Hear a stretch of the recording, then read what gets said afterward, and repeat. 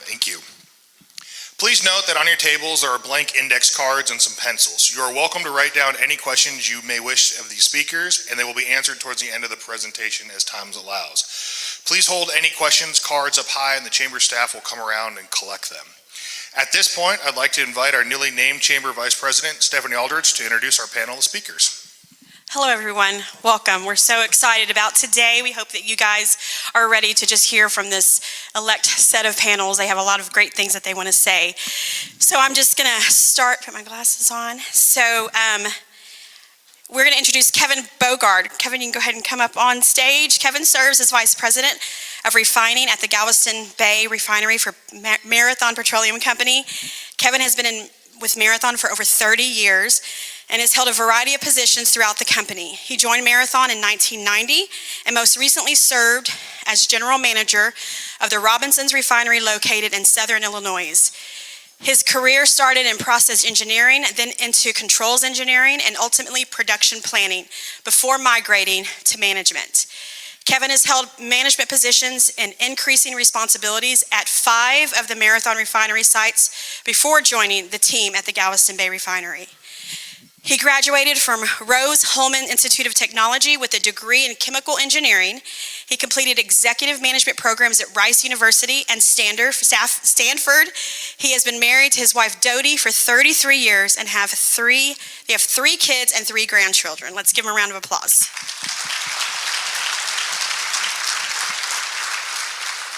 So next we're going to bring to the stage Jim Brumley. Jim is General Manager of Operations for Advario and has over 28 years of experience in the oil and gas industry. He has directed O&M engineering, logistics, HSSE, and major project development for many major operations over the course of his career. He has a degree in engineering technology and is a certified member with NACE International as a corrosion specialist. Originally from Charlotte, North Carolina, where he started his career with Duke Energy in 1994. In 2010, Jim moved to Houston with Phillips 66 in various midstream refining roles. He has 4 children and a wife who retired over 22 years as an Army nurse, who is currently serving our veterans at the Houston VA. That's amazing. Let's give him a round of applause.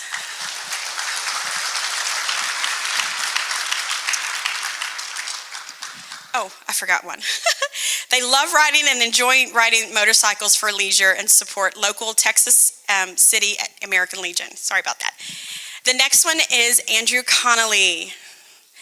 Andrew has 30 years with Air Products. Andrew has progressed through a variety of roles in plant maintenance, engineering, and operations in both Europe and the Americas. He joined Air Products in 1991 and the company's graduate development program based in the United Kingdom and Europe. His earliest assignments for Air Products were in Holland, and then he moved to California as Western American's maintenance manager, and later to the Houston region, where he's had responsibilities for plant operations, distribution, and Gulf Coast pipeline operations based in LaPorte. Andrew has been active of the community, serving on the LaPorte Education Foundation Board of Directors, the LaPorte Plant Managers Network, and the Citizens Advisory Council. He is currently Executive Director and General Manager for non-traditional assets in the Americas.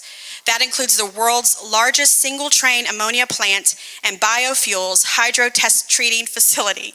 He is a graduate of Southampton University with a Bachelor of Engineering degree in Mechanical Engineering. Let's give him a round of applause. Next to the stage, we have Mike Meyer. Mike is site manager at Ashland in Texas City. He has over 22 years of experience in specialty chemicals with roles in operations, engineering, and continuous improvement as a 6 Sigma black belt. Mike earned his degree in chemical engineering from the University of Cincinnati in 1999. He is currently serving on the executive board of the Texas City Lamarck Chamber of Commerce. Let's give him a round of applause. Next up, we have CORY Moss. CORY joined Valero in 2001 and has served as the Vice President and General Manager of the Texas City Refinery since January 2020. During his nearly 30 years in the refining industry, his experience included roles in planning and economics, mergers and acquisitions, and operations technical and maintenance management. CORY also served in the Army National Guard and is a veteran of Operation Desert Storm. He is a native of Abbeville, Louisiana, and graduated from Louisiana State with a degree in chemical engineering. CORY and his wife, Jody, have 3 children. He gives back to the community through service on the board of the Bay Area Boy Scouts, the United Way Galveston County Mainland, and the Texas City Lamarck Chamber. He spends his leisure time saltwater fishing in the Moses Lake area and hunting in the Texas Hill Country. Give him a round of applause. Next, we have Andy Venables. Andy is the site manager of Eastman, Texas City, and responsible for safety, regulatory compliance, quality systems, asset maintenance and improvement, manufacturing, overall employee development, and well-being and community and city engagement. That was a mouthful. Andy is originally from the Houston area and has his degree in chemical engineering from Texas A&M University. He has worked in the engineering and chemical industry for almost 20 years. He has been with Eastman for the past 12 years and has been located in Texas City the last 4. Andy is on the board of directors for the Chamber and of the United Way. He and his wife, Addie, have 4 children. He enjoys fishing, hunting, golf, and attending his children's activities. Let's give him a round of applause. And now allow me to introduce our host and interviewer for today's program, Kathy Thomas. Kathy is a lifelong Houston Galveston resident and owner of Community Strategies, LLC. Her communications consulting firm has served a wide range of clients, including BP, Shell, the University of Texas Medical Branch, and the Galveston Wharf's Next Decade, Air Products, and Gulf Coast Ammonia, to name a few. Kathy earned a journalism degree from the University of Texas at Austin and worked as managing editor of the Galveston County Daily News before starting her company. She's the proud mother of 2 sons, both officers in the U.S. Armed Forces. Thank you for leading today, Kathy. Take it away. Thank you so much. Thanks for the Chamber for hosting and for our esteemed panel of plant managers. So we've got a lot to cover. Let's just dive right in. So one of the first things we'd like to start with are updates from your facilities. And I know, Andrew, with Gulf Coast Ammonia Air Products, you've got some big updates. Would you like to start off? And I think you've got a short slide deck. Yes, certainly. So what I'd like to do is just give an update where we are. Those of you who've driven down 2nd Street, you can really see the skyline changing. It's changing very rapidly, and it has in the last couple of months. And what we wanted to do is just kind of give an update where we are and give you an idea of what's going to happen over the next year. So in terms of the project benefits, I'll use this to kind of talk about just where we are today. We came up with this about a year ago to give people an idea of how the project benefits Texas City. And I just want to use this to kind of circle back and show where we are now. So if you go back one slide, please. So in terms of the permanent jobs, we're about halfway through our staffing strategy. We have about 20 staff positions now fully filled, and we're just actually now gearing up for our next staffing wave, and we'll actually probably be a little higher than 40. So I think we're currently targeting around 50 staff positions. All those positions will be in place probably around October, November. So we've done relatively well there. We have met our tax abatement obligations, which we signed up to. So of that population, probably about 95% either live in Texas City or they live in Galveston County. Construction jobs, we are not quite at the peak. I think we're about 600 or 700 people on site today, and we are just about to now start to ramp that up to about 1,000 or so. That'll happen, I think, within the next 1 to 2 months, and we'll probably be at that peak of around 1,000 people until the end of the year. Community, we've worked very hard to date with the city. The city have been very, very helpful in terms of helping us manage what it's take to build this facility. And I'll touch on that, some of that later on, as we talk about our construction strategy, how we modularize the site, and what that meant from a transportation point of view of bringing all the equipment in. And in the final corner, as part of this project, we have run a hydrogen pipeline down to Texas City.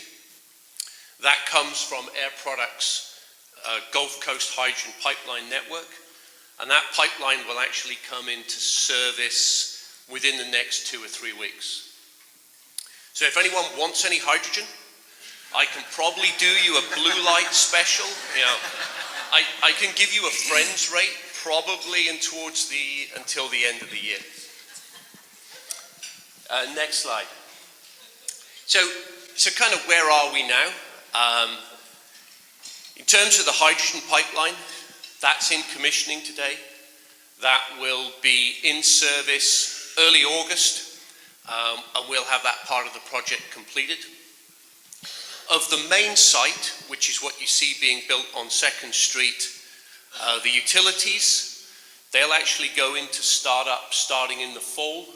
And the goal is by the end of the year, all the utilities will be in service. The water, the air, everything you need for the plant to function. The feedstock facilities, which is what really supplies the ammonia plant, they will actually go up into startup just around Christmas or early in the new year. That's where we'll actually start running process operating units. The ammonia plant, that will probably be maybe sometime in the spring to late spring. And once we've commissioned the feedstock facilities, we'll then go into the ammonia plant startup. The ammonia tank, which is down at Advario, we'll probably switch that over to ammonia and do an initial fill sometime early in the new year. So all of this is currently heading towards the whole facility being in service sometime late spring, early summer. So we've had some challenges, and I'll talk about those in the next slide. So kind of 3 challenges we've had to face that are not of our own making. We've obviously had some challenges of our own making, but there are some things you can't control. When we started the build, we were in the middle of COVID. We were dealing with separations, masking, and that was a real challenge to build a large industrial facility within the COVID restriction requirements.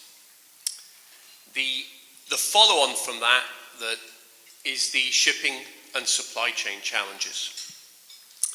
So the whole, as you know, if you buy things yourself at home, the whole supply chain, particularly from Asia and other places, has caused some enormous challenges.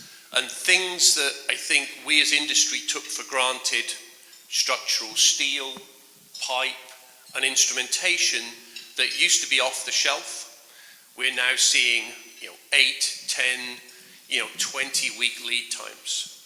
So we have had a real challenge to overcome the shipping. And I think the shipping industry in general, we are seeing an increase in shipping costs of about 3 to 4 times pre-COVID, and very, very long durations associated with moving goods. The final one, unbelievably, the Russian-Ukraine conflict caused us some problems. We had some equipment that was built in Europe. We think that's going to be okay. It's waiting to load on a ship. And the ship happened to be a Russian-registered ship. And then, of course, the port refuses to load the ship. The port refuses to fuel the ship. And now we have a piece of equipment that's stuck on the docks. You now have supply chain problems. So now, in order to find a non-Russian affiliated boat, comes with its challenges. So despite these headwinds, we're there or thereabouts. We will probably be, I think our initial plan was to be up and running in the new year before spring. That's probably slipped a little bit now to spring to summer. But I think we've weathered these challenges fairly well. and we will see where we end up. What I'd like to do here is just show you a few slides of the progress, because things have changed very, very quickly along 2nd Street in a very short period of time. And one of that is the strategies we employ. So when we typically build a plant, we will modularize everything we can. So even a pipe rack, we will build elsewhere. We cut the pipe rack into segments, and they all come to site in modules. So what it means is less work in the field, less stick building of the plant, and more just assembling these big Lego bricks. So this was February. There's a few bits and pieces there, but we're still kind of wallowing around in the mud, putting the foundations in. So next slide. So here you go. This is 2 months later, and you now suddenly start to see a significant amount of equipment. All of that came in modules and then directly lifted into a place, and it allows for a very, very quick build. So one more slide. So this is June today. So from February to June, in 3 to 4 months, because of the modularization strategy, we've been able to assemble and build a significant portion of the plant very, very quickly. We had, to give you some idea, we had about 95 separate modules. Those modules were built in various places globally. We shipped them in, and then we literally connect those modules together. So if you see, there's a long pipe rack that runs side to side. That pipe rack is close to about 12 different modules. And basically you put the module in, and then it should perfectly align with the pipe rack next door, and you bolt the modules together. So it gives us real benefits. It does cause some problems, and I would like to say thank you to Texas City, and in particular John Branson and his team. We've had 80 modules to move from Nunez Dock and up in Dickinson. It's caused a significant amount of work and disruption. Hopefully it's been relatively seamless to people, but that really would not have been able to happen without a lot of work from John Branson and the Texas City team. So that's where we are today. That's the skyline you see today. We're now going to man up, and what we really get into now is the stick-built activities, the field work, the stuff that just can't be done off-site and needs to be done in the site. So that was it. Yeah, thank you, Andrew. Very good.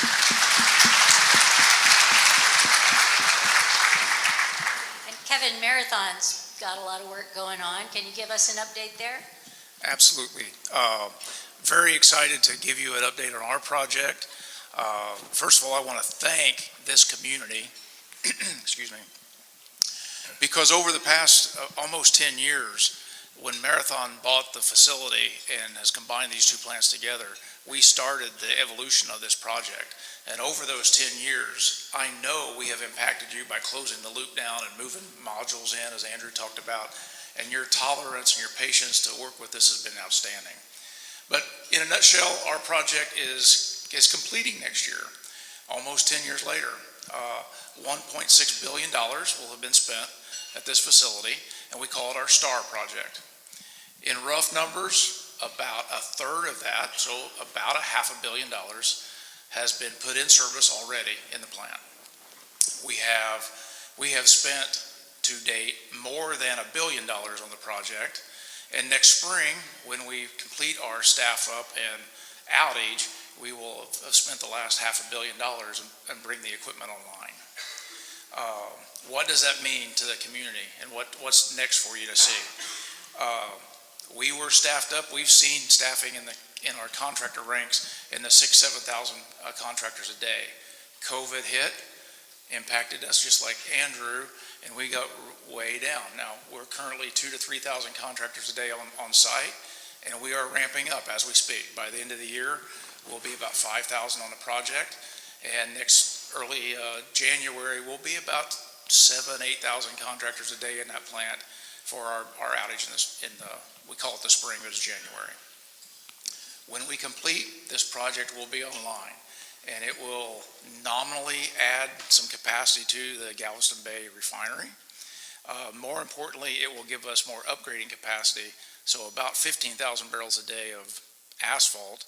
We will be taking an extra 15,000 barrels a day of asphalt and converting it to motor fuels at the end of this project. So it's an exciting project. It's been 10 years in the making, and I'm glad to see the horizon at the end, and we'll complete it next spring.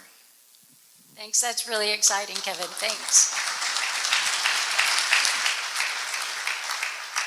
So before we move on to the next topic, which is hiring challenges in today's environment, does anybody have any other projects they want to talk about?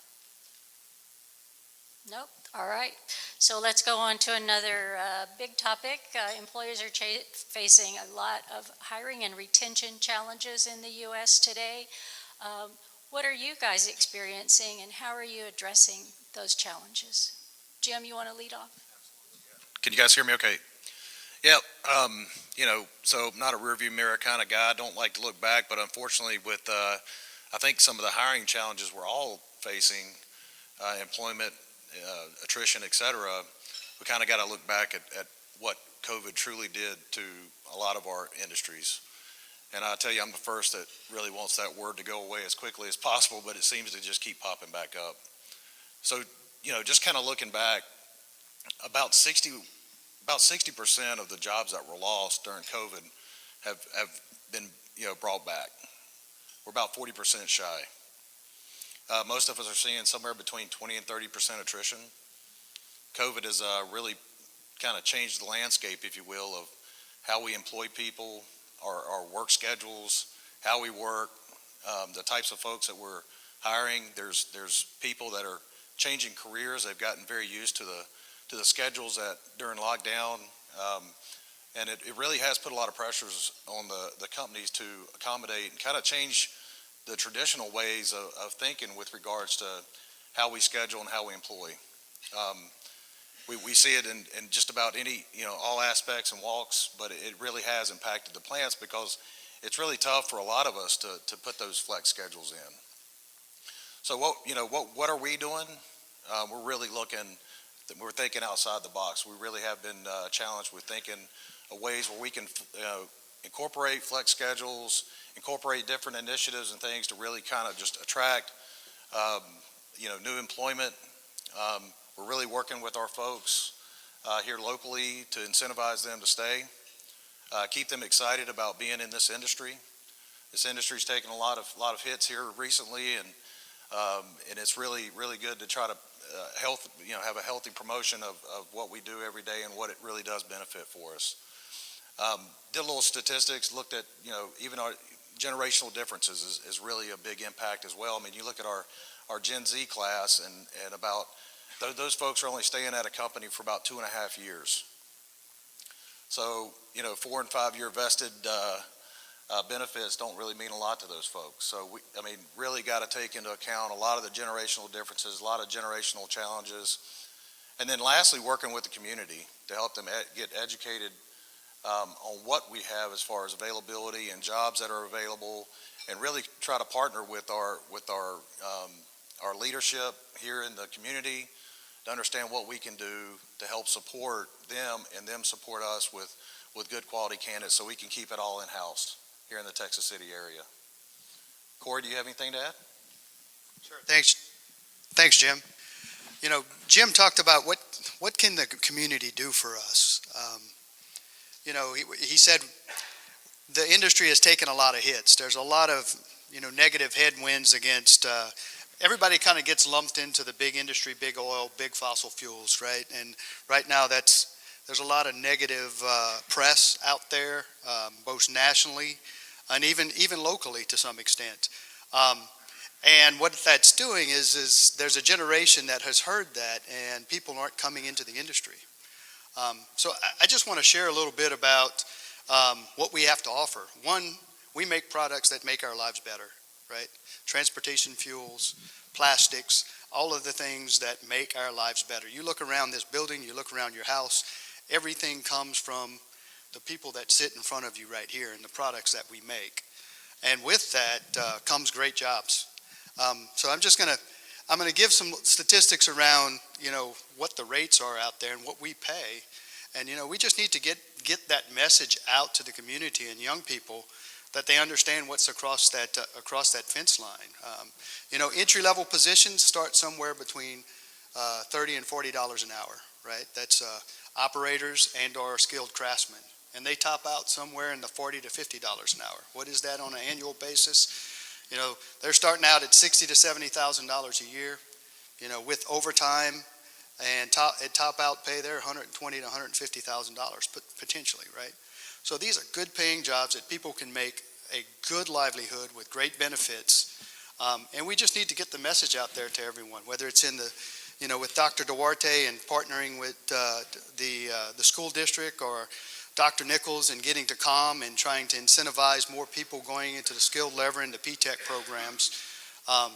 We're up here needing, as the baby boomers have retired, COVID has accelerated retirements with the baby boomers. Many of them have chosen to leave the workforce, so a lot of experience has moved out our workforce. So we have great opportunities, big opportunities in the business. Thanks, Corey. I'd like to hear from some of the other guys up here about what you're facing. Yeah, I'll maybe jump in here a little bit. We're experiencing the same things basically that Jim and Corey mentioned with COVID. We hate to kind of talk about it too, but COVID, with that, we had a lot of employees that were kind of on the edge of retirement. Well, with that, they said, well, I'm going to go ahead and retire. And then you also have the great resignation or the great reorganization, as people are calling it, and we're seeing, our industry is not immune to that. So we have a lot of openings because of that. We've had people decide to go out and start their own business, go pursue other opportunities, different career paths altogether, and then there's retirement. So that wave is kind of rippling through our plant right now with a lot of jobs that we're having to backfill. And on the Ashland team here knows that challenge of all the interviewing and stuff that we're doing with that.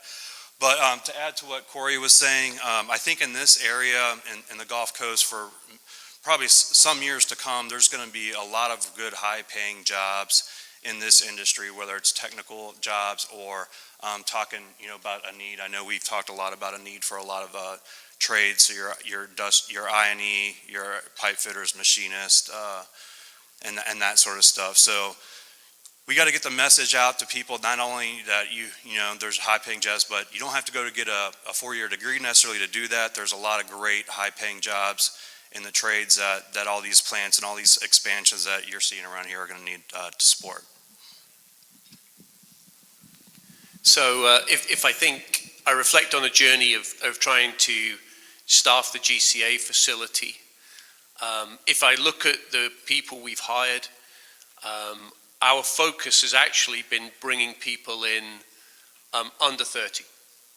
We've really had very limited success of bringing what I call the mid-career people in, certainly as operators. They've got jobs, they've got seniority, they're very well established in whatever companies they are. I think the tack that we have taken is to bring in people straight out of P-TECH, straight out of the military, Navy nukes, reactor operators, bring in that pool, and our focus is actually then on training. And I think we've probably got some advantages. The plant we have here, the hydrogen plant, we have 40 of them globally. We have standardized training, we have simulators where we can put someone and they can simulate operating the plant, we can simulate upsets. So we probably got a slightly different ability to bring in at the very younger end of the workforce. We've had some problems, but I'd say they haven't been insurmountable at this point. And I know with some of the older facilities, most of the refineries, everything's custom.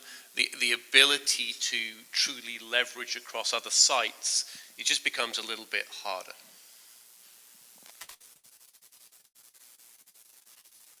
Add one thing. There's been a couple points made P-TECH, and I want to make sure the group knows what P-TECH is. P-TECH is a college program. The College of the Mainland has a wonderful program here. It's process technology.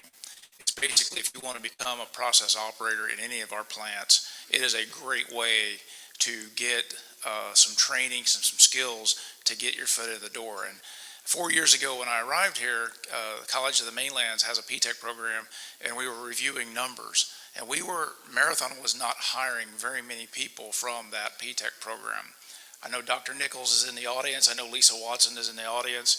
We really partnered with them, and they've been receptive to partnering with us to turn that program into something that's more conducive to us. Marathon's currently in the process of onboarding about 40 new operators, and I don't know the exact number, but by polling them verbally in the last couple of weeks and meeting our new operators, over 30% of them have come from the COM program. So it's a great facility here we have right here in our community to get people ready for these jobs that are being talked about. Thank you. Andy, anything to add? All right, thank you. So, environmental compliance is something you guys all are focused on every single day. How are environmental regulations, have they made the industry better stewards? Kevin? So the one thing I want this community to know today is whether you think the environmental regulations are a headwind against us or a tailwind that helps us. And we've had some good debate on this stage about which one of those things it is. I want to emphasize in particular what Marathon does, and I know my partners up here on this stage do the same thing. We don't just take a regulation and follow it to the line. We always go above and beyond to make sure we're on the good side of compliance. We never want to be skirting that line where it's questionable. And I'm going to give you an example today because there's been some press lately about fence line monitoring of refineries. Today, every one of us have tanks. And the regulation for emissions from tanks is you can have zero visible emissions. The human eye cannot see any emissions. And I want this community to know that's not good enough for most of us up here. We've introduced FLIR cameras and IGS cameras that see well below detection limits the human eye ever see. And they fly with drones over our plants routinely and are looking for that small thing that you can't see yet that's not anywhere near the regulatory requirement. And we're addressing those proactively ahead of time because we never want to be on the line. We want to be ahead of the regulatory requirements and protect our neighbors. I'm going to jump in there with Kevin. Actually, just last week, I think, Kevin's group was out looking at his facility. And while he was looking at his facility with one of these FLIR cameras, they saw one of our tanks with some emissions, and they let us know. So I think we want everyone to know that this group of plant managers here, and we'll talk a little bit about this later in our session. And we worked together, right? Their team called our team. We were able to go out there, look at it, address the issue, right? So it's a partnership in industry in this area. To Kevin's point, you go above and beyond. I'm going to quote some numbers from our facility. His is probably 3 or 4 times this, right? We monitor over 250,000 points throughout our facility for minute physical, fugitive emissions, volatile organic carbons, right? They're going up there and looking for ppm and ppb levels of material coming out our pipes. And if we find it, we have a timeline to go address that in a very short period of time. Talked about the fence line monitoring. We have 26 fence line monitors around Valero. I think he has probably twice that or more that's looking for benzene. Unique to this community, there are partners up here. We pay for some community monitors out there. And they also, I believe the city also has some community monitors. That's unique to this area. So I just want to reassure the community that we are good stewards. Regulations have forced us to be that way, right? I mean, you people that have lived in this area and lived in industry areas for your whole life have seen how much we've cleaned things up. But at the same time, he says we go above and beyond. The technology is improving every year. and we are leveraging that technology to make sure that we are good stewards for the air, for the water. Flare gas recovery units, used to, you flared everything out. Now we recover that and we're able to use it back in our processes and burn it in our heater. That also makes us more efficient from an energy standpoint. We just want to share those kinds of details. I think last year I mentioned this, and I like to tell this. We also have a regulation that oversees, at least for the refineries, where we essentially, it's like driving down the street and you exceed the speed limit. If you exceed the speed limit, you got to call in and tell them you exceeded the speed limit, right? It's called Title V violations. And so we have to send those exceedances in, and then they send us the ticket in the mail, right? But essentially that's how it worked. We self-police ourselves. That's the way the programs are set up. I think you can be confident. I live right here in Moses Lake. I said it in my bio, I love being in the outdoors. I love the water, the air, doing those types of things. I value where I live and want the community and the environment to be here for the generations to come. Something too.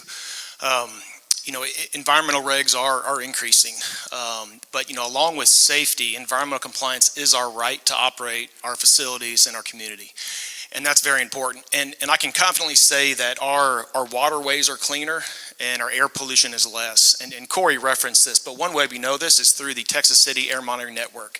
We review that data as a group every year, and it's been steady decline for the last 10 years. So that's very encouraging to see, and we take these environmental regulations very serious, and as previously mentioned, it's the baseline. We strive to excel and exceed those baseline requirements. Thank you. Andrew, I'm curious, as one of the first brand new facilities in Texas City in some time, how has the permitting process gone for you? I think for us, it's actually been relatively straightforward. Air Products has a very large presence in Texas along the Gulf Coast. We have 20 hydrogen plants. All those hydrogen plants have air permits. So we have a very, very good relationship with the TCEQ. They understand how our plants work. We have a very, very good understanding of not just what they are looking for today, but where regulation is heading.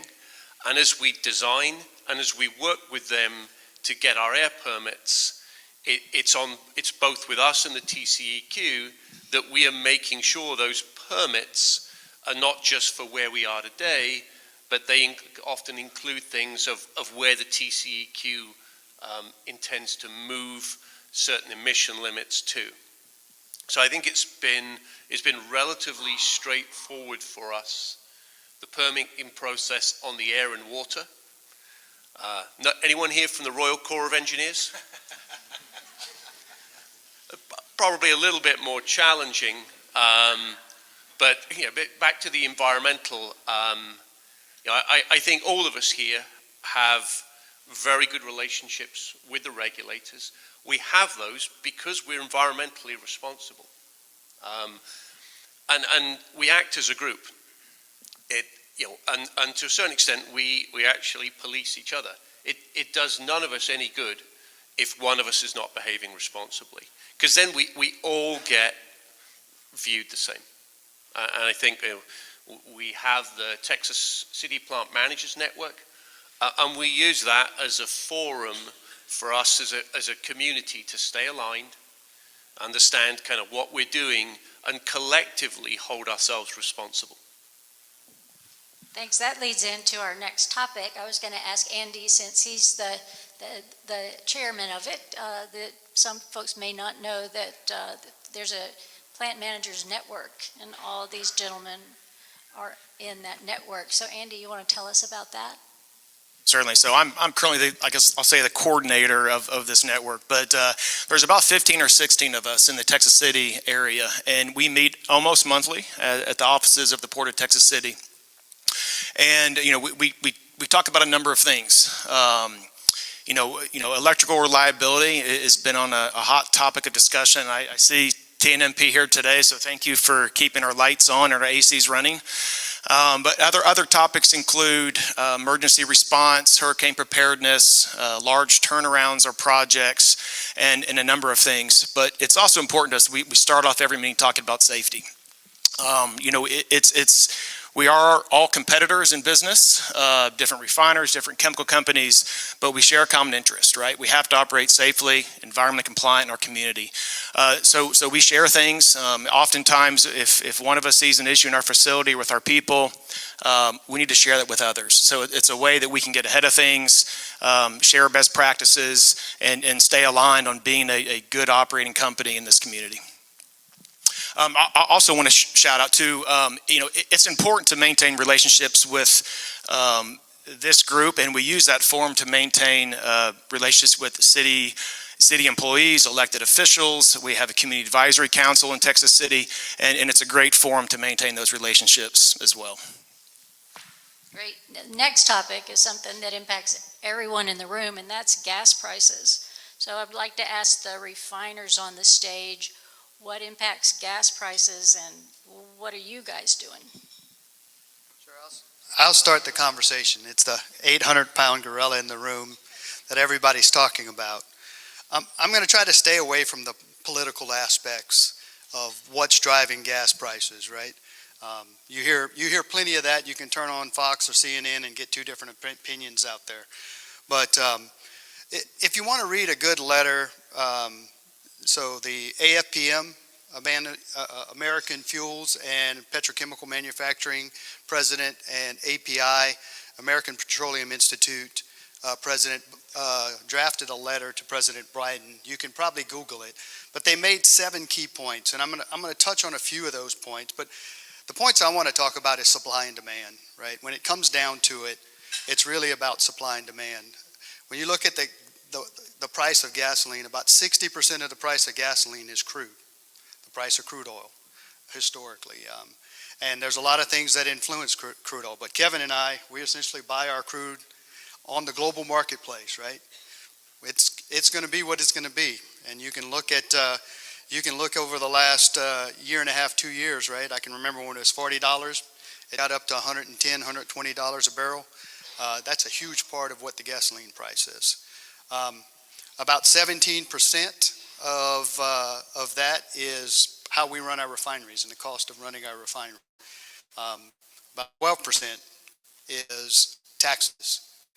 And then the remainder of that is supply and distribution and marketing and getting the product out there. So that's kind of the big picture breakdown of what the gasoline price is made of. So I talked about crude oil. Valero's a refining company. We don't produce any crude oil. We don't pull anything out the ground.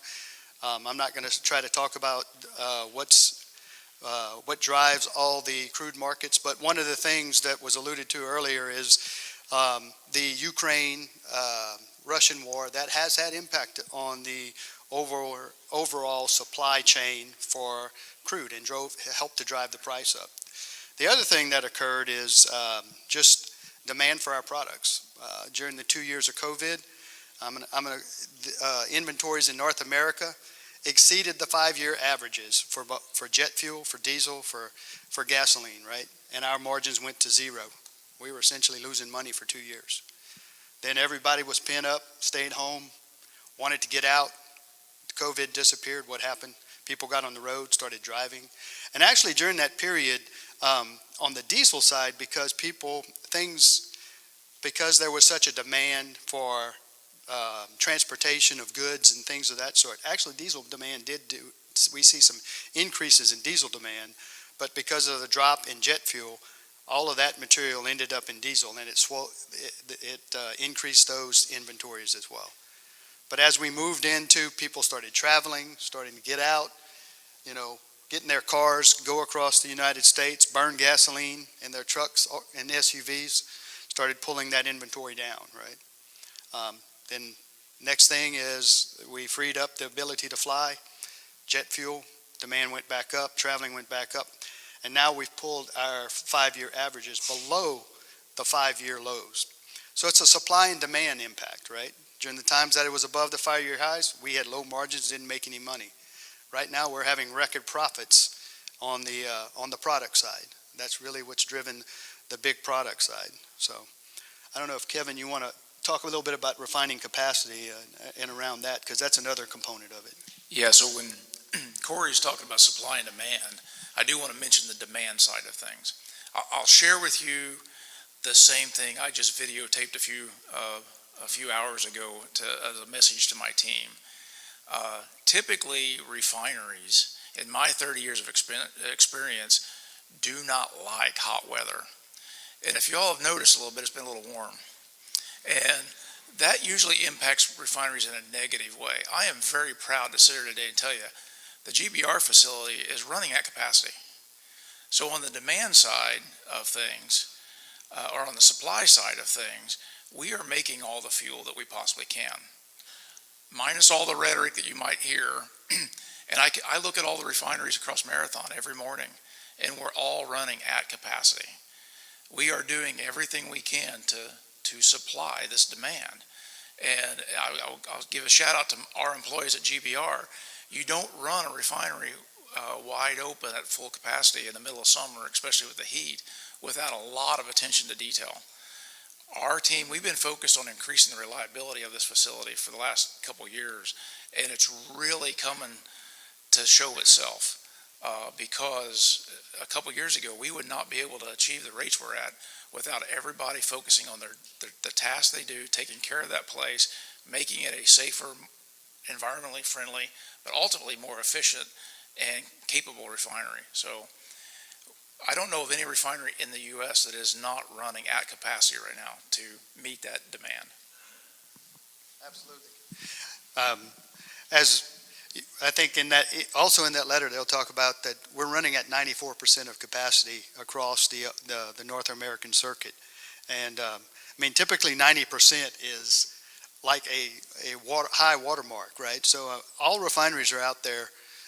We use the term within the Texas City refinery of capturing the margin. When the margin's there available, we want to be able to capture that margin. And all the refineries are doing their best, running as reliably as they can and trying to extract as much as they can out of their assets because of the margin. So I guarantee you we're doing our parts to produce what we can out of the assets that we have. Just the other thing that has happened, a lot of refining capacity has come offline and been shut down. And over half of that capacity is actually in the process of being converted to renewable fuels capacity, right? So although there's a line of refining capacity idle, it's not like we can go back out there and start it up. It's in the process of being converted in the middle of projects to produce fuels down the road, but it's for renewable fuels that are being driven by regulations and different types of things. So will gas prices go down after this summer? If you had a crystal ball. I hope not. We will have time for some questions, so fill out that card on your table if you have a question and raise your hand and the staff will pick it up. Otherwise, I'll give you about 10 minutes of free time, okay? So let's go to one question that I'll just start with Andy. What are you most proud of? Yeah, so that's easy for me to answer. Kind of what we started off with, hands down, I'm most proud of our team at Eastman and the people that have composed that team. The last 2.5 years, we've had high turnover. We've hired some great folks, and our team has showed great flexibility, great adaptability to be successful. And we've seen that in many ways. We see that in, we've reached many records, production records, reliability records. We've met our financial targets in a very difficult time, and it was only possible for the people that we have. So that's an easy one for me. If I may, I also want to, these guys aren't going to like me, they're the refiners up here, but if you don't like high gas prices, come check out Eastman. We're putting in electric vehicle chargers for free for our employees. So I got to put a plug in. These guys aren't going to like it, but come see me at Eastman. I'm your guy. Don't have to pay for gas anymore. Yeah, so it's very easy for me to answer the question what I'm proud of. I've been here for 4 years. It's been an evolution since Marathon bought the larger site and we brought these two things together. I'm proud of the people. We've brought this team together, and it hasn't always been an easy road. It's been some ups and downs and some struggles and some relationship issues, but the culture is changing, and it's evident in the results. We set out 4 years ago to become the flagship refinery of our size in the U.S., and we are well on that path. In fact, we're probably going to reach the metrics we set ourselves accountable to 2 or 3 years ahead of what we thought we could do, because we have an amazing team here that really, when the chips are down, Winter Storm Uri, power outages, unplanned issues, hurricanes, this team pulls together in a way I've not seen done at any other plant, and we can accomplish anything. And bringing a $1.6 billion project in is an amazing feat by itself. And it's just feat after feat after feat. Our workforce answers the challenge. Yeah, and I'm going to echo both what was just said. It's really our people.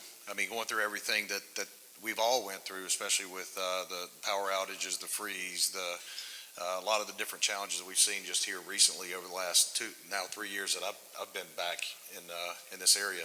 And it's really also just the support of the community too. Really proud of the support we've gotten from the community during a lot of these different outages and different things that we've had to experience. But then most recently, with the attrition, name change here from Oiltanking at Advario, company strategy has changed. Really just the resilience of our employees and being able to hang in there and keep the business running. We had zero impacts through COVID. We had zero impacts through the freeze. And so we've experienced a lot of challenges, but we've quickly been able to change gears and keep things moving in the right direction. So again, I think our employees with the added benefit of the community is something that I'm very proud to be a part of, not only the community, but this company in this area. Maybe a little bit different. If I think about kind of what I'm proud of representing Air Products and GCA, it's creating and building something new.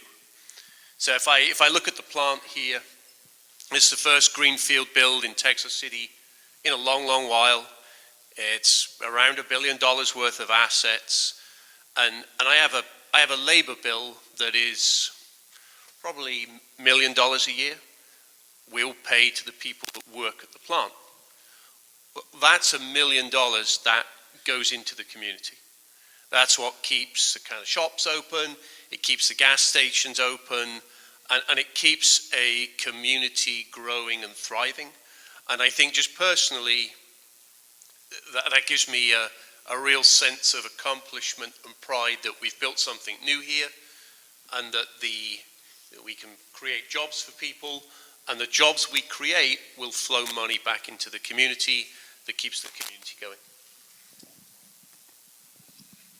Yeah, just kind of pile on what everybody else has said. It's got to be the Ashland team at the Texas City plant. The last 2 years have been extremely challenging. COVID, freezes, power outages, and the team has just ride around all that. And there's been some just downright Herculean efforts to get the plant back and running, up and running at times. So the resilience of the team has been incredible.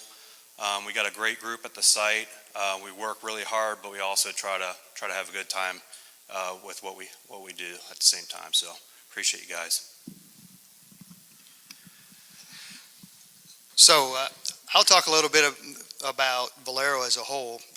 Although I am proud of the Texas City team and what they've done over the last 3 years while I've been transitioning into the plant manager position.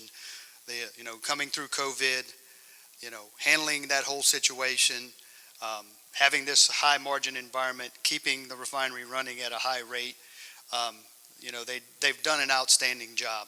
And it's despite me changing leadership. It's a testament to the team that's out there. A little bit about Valero, and this book, kind of dovetails with what we talked about coming into this industry and why there are great jobs in this industry. One of the things I'm proud about Valero is we don't pigeonhole people. We don't take people and say, hey, because you are this, that, or the other, you have an upward ceiling. We have 14 refineries, and we've had 5 plant managers that have come out of either the craft ranks or the operator ranks. They are not engineers. You heard all of these people sitting up here are engineers. And, you know, what makes me proud about that is we look at people through a different lens, and we look for people who, through what skills do you bring to the table and what kind of leadership do you have? And we allow people to get to their greatest potential if they want to put an effort towards it. So, you know, that's an easy selling point for me when I have new hires coming in, because I can tell a pipe fitter, a boiler maker, a machinist, an I&E tech, a process operator, that you have the opportunity to sit in my chair and run this plant, right? And we have 4 examples or 5 examples within our facility in the last 20 years that have done that. So once again, I just encourage everyone to say these are great jobs at these facilities, you know, that make a great living for not only the people that work at the plants, but the greater industry that supports it out here in the community. Thank you. Join me in thanking all our panelists.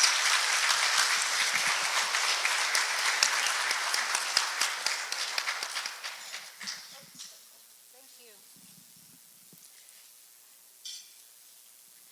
Question about, is there an internal effort at local plants to use local vendors? What's your vendor process, and how do you look at local vendors?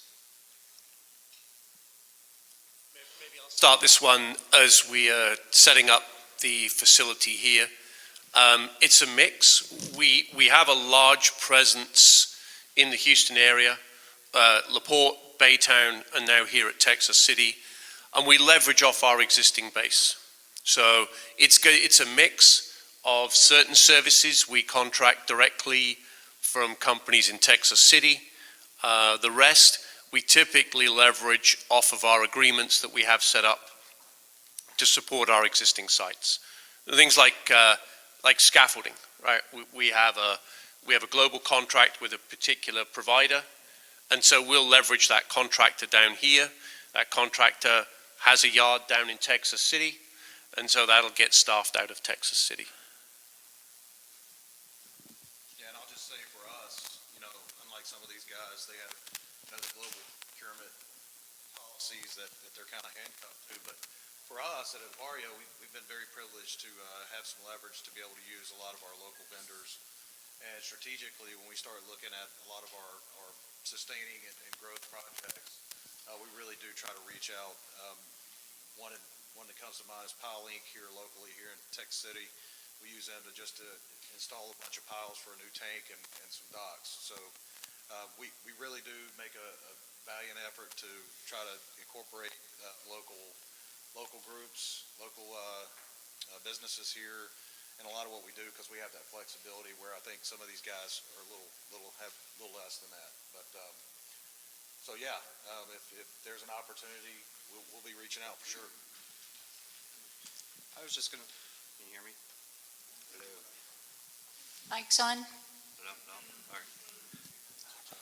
right. I was just gonna say, thank you, Amy. I was just gonna say for us, it's kind of a split. We use a lot of local vendors, and then as you mentioned, we're a global company. We have 43 sites around the world, so we also have some larger corporate contracts that cover, a lot of those global operations. Thank you. Yes, that's a lot, because obviously we have a lot of good local vendors, right? But acknowledging many of us are global companies, we have corporate contracts, but I will acknowledge our local vendors are great.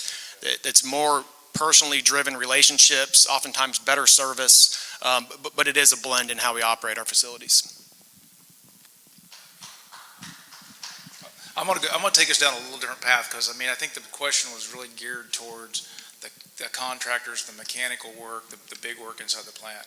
But I want to also point out that we couldn't do anything we're talking about up here without this community around us, with the network of hotels, the restaurants, all the things many of you are here providing for us. You might not think it's direct, but you can't bring 7,000 people into a site like GBR without a whole lot of support. And that's a broader network of vendors I'm thinking of that appreciate what people do. And I'll just put in a plug for the industrial trade show. There are breakout sessions, and your procurement managers have sessions there. So that's a great opportunity, the trade show, to meet procurement managers, learn how how your procurement processes work. So we talked earlier about the Texas City ISD Industrial Trade Center and the PTech program at College of the Mainland. This question is, are the individual plants committed to supporting local talent development through programs like this? Tell us about your involvement with those programs and how it could be possibly stronger. Tell you one thing I'm very proud of, and it just hit the front page of the paper not too long ago, and it's been announced a couple times. But we firmly believe we need to develop local talent, starting at the middle school and higher ranges. And I'll take the opportunity to tell you we just made $1 million grant to create a new robotics center here for Texas City Marque.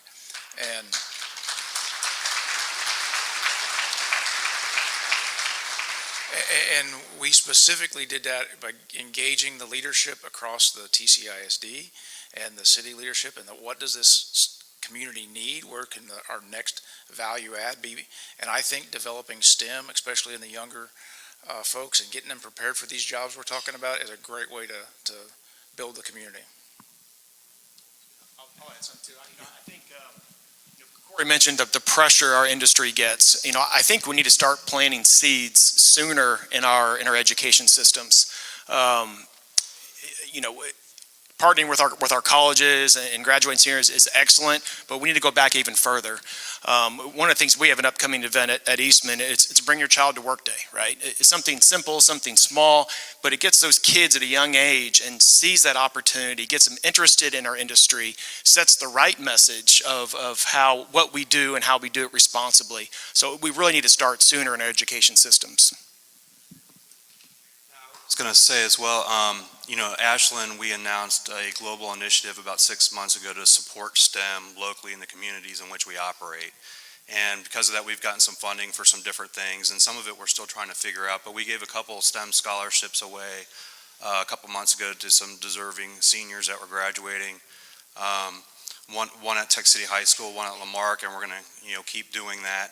But we're also looking for other avenues, partnering with the schools and COM, where we can do other things, maybe some industrial trade scholarships and some things like that. So look for more from us on that, but that's some stuff that we're working through now.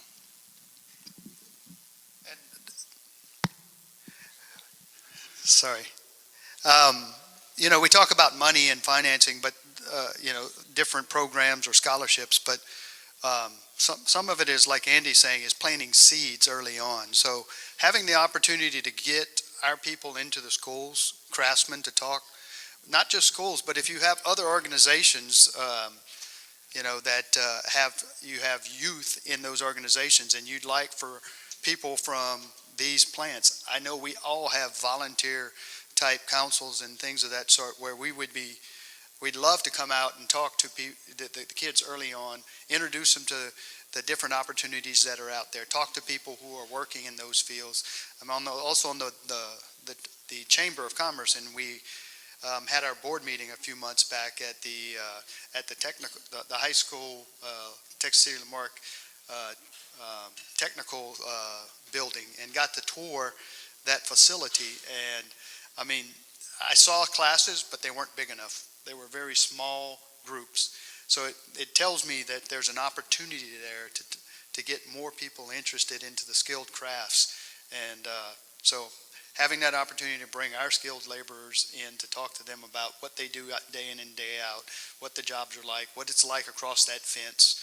Even Mayor Johnson's talked about how do we let people see on the other side of that fence that don't know what's over there, right? So we are open to those opportunities, and we have people that are willing to go and introduce people to what we do and what the jobs are.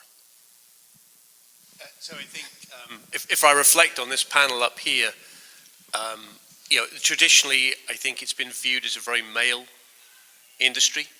I look at this panel up here, and we're not particularly representative of the audience that we are talking to.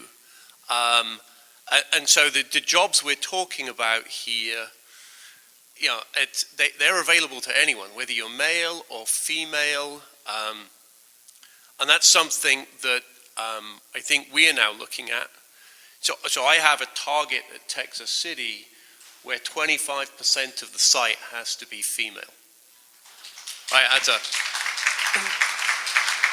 and so I think it's forced us to recruit a little differently.